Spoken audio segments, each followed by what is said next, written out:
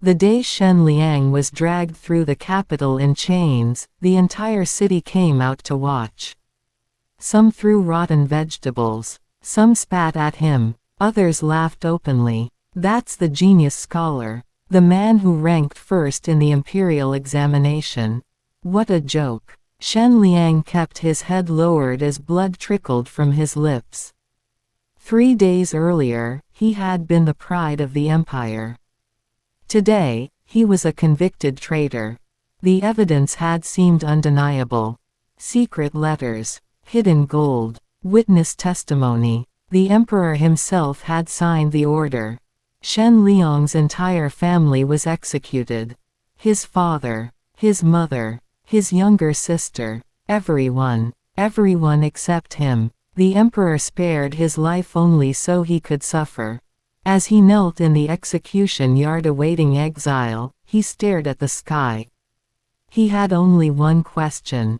Who framed him? Then the executioner's sword flashed. Pain exploded through his chest. Darkness swallowed everything. When Shen Liang opened his eyes again, he was lying in a small bamboo room. Birds chirped outside. Sunlight streamed through the window. He sat up suddenly. His hands trembled. He recognized the room immediately. It was his old room in the academy. 10 years before his execution. He stumbled to the bronze mirror. His face was young again. No scars, no beard, no signs of the miserable life he had endured. He froze. He had returned to the past. For several minutes he simply stared. Then he laughed. At first softly, then harder and harder, until tears streamed down his face. The heavens had given him another chance. This time he would discover the truth. This time his family would live. This time those responsible would pay. The first thing Shen Liang did was visit the Imperial Archive. In his previous life, he had trusted everyone. Now he trusted no one. Within days he discovered something strange. The documents used to convict him 10 years later had already begun appearing inside government records. Someone had been preparing the conspiracy for years. But who? As he investigated quietly, another surprise emerged. A low-ranking clerk named Lu Wen repeatedly appeared wherever suspicious records existed. The man seemed insignificant, forgettable, invisible, exactly the kind of person no one would notice. Shen Liang followed him secretly. One night he watched Lu Wen enter a secluded residence belonging to Prince Rui, the emperor's younger brother, the most respected prince in the empire. Shen Liang's blood turned cold. In his previous life Prince Rui had been famous for his kindness. Everyone loved him, including Shen Liang, but now suspicion entered his heart. Still, he needed proof. Months passed. Meanwhile Shen Liang deliberately hid his intelligence. He allowed rivals to underestimate him. Many called him mediocre. He welcomed it. A hunter never announces himself before the trap closes. Soon the annual imperial examination arrived. Just like his previous life. Thousands competed. In his first life he had ranked first. This time he intentionally ranked third. The court officials were shocked. Prince Rui personally approached him afterward. Scholar Shen, many expected you to claim first place. Shen Liang bowed politely. I was simply fortunate to rank at all. The prince smiled warmly. But Shen Liang noticed something. The prince's eyes never smiled. For the first time, Shen Liang realized how skilled the man truly was. Years passed. Shen Liang rose steadily through government ranks. Not too fast. Not too slow. Always careful. Always watching. Then fate delivered an opportunity. Bandits attacked a remote province. Prince Rui volunteered to suppress them. The emperor approved. But Shen Liang secretly knew something others did not. The bandits were not bandits. They were Prince Rui's private army. The rebellion was staged, a performance designed to increase the prince's popularity. Shen Liang gathered evidence for months. When the victorious prince returned to the capital, tens of thousands lined the streets cheering. The court prepared a grand celebration. Prince Rui stood proudly before the emperor. Then Shen Liang stepped forward. "I request permission to present additional reports." The hall fell silent. The emperor nodded. Shen Liang opened a stack of documents. One by one, payment records, military orders, secret communications, each piece connected directly to Prince Rui. The cheering prince slowly lost color. The court exploded into chaos. The emperor stared at his brother in disbelief. Prince Rui attempted to deny everything, until Shen Liang revealed the final piece. A confession from the prince's own general. The hall became silent. Everyone understood. The beloved prince had created the rebellion himself. The emperor's face darkened. That very day Prince Rui was stripped of all titles and imprisoned. The capital erupted with shock. For years the prince had appeared flawless. Now his mask lay shattered.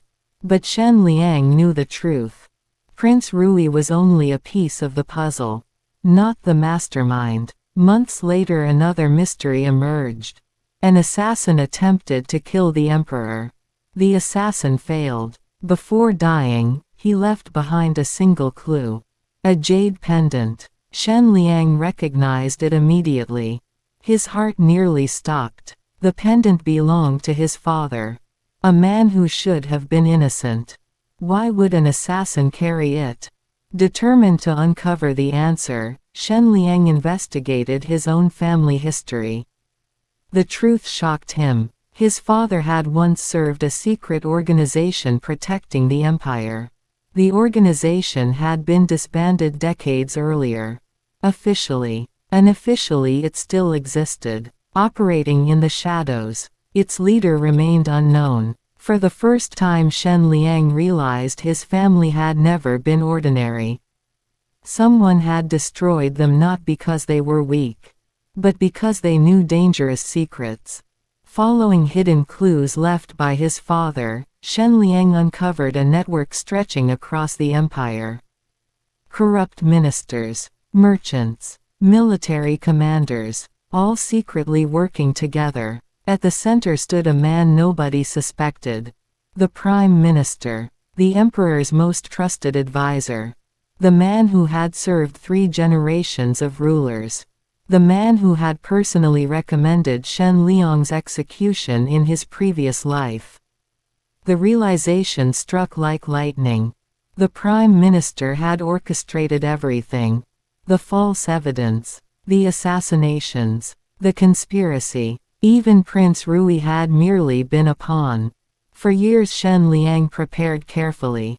He knew one mistake meant death. Finally the day arrived. The emperor summoned all senior officials. The grand hall overflowed with nobles and ministers. The prime minister stood confidently at the front, certain of his power, certain of his victory. Then Shen Liang stepped forward and began speaking. For 6 hours he presented evidence.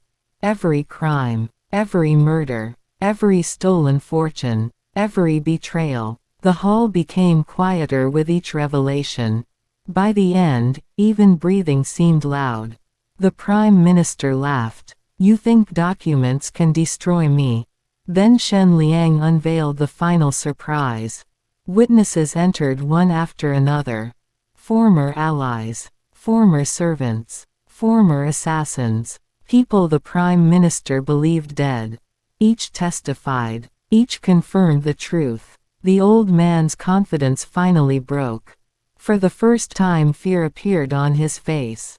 The emperor rose slowly from the throne. His voice echoed through the hall. "Arrest him." Soldiers surrounded the Prime Minister. The old man screamed. He threatened. He begged. But no one listened. The same humiliation he had planned for Shen Liang now belonged to him. 3 months later the conspiracy collapsed completely. Hundreds of corrupt officials were removed. The empire entered a period of prosperity. Shen Liang's family survived. His father retired peacefully. His mother lived long enough to see grandchildren. His younger sister married the man she loved. The future that once ended in tragedy became something beautiful. Years later the emperor offered Shen Liang the position of prime minister. To everyone's surprise, he declined. Instead he established schools throughout the empire. He believed knowledge created stronger kingdoms than fear ever could. When he grew old, students traveled from every province to learn from him. People called him the sage minister. Not because he defeated powerful enemies, but because he chose wisdom after gaining power. As for Prince Rui, he spent the rest of his life in quiet imprisonment. Each day he wondered how differently things might have ended if greed had not consumed him. The former prime minister died alone, abandoned by everyone he once controlled. In his final moments he finally understood a truth he had ignored his entire life. Power gained through deception eventually destroys itself. The emperor ruled wisely for many years and often said that the greatest fortune of his reign was not winning wars or expanding borders.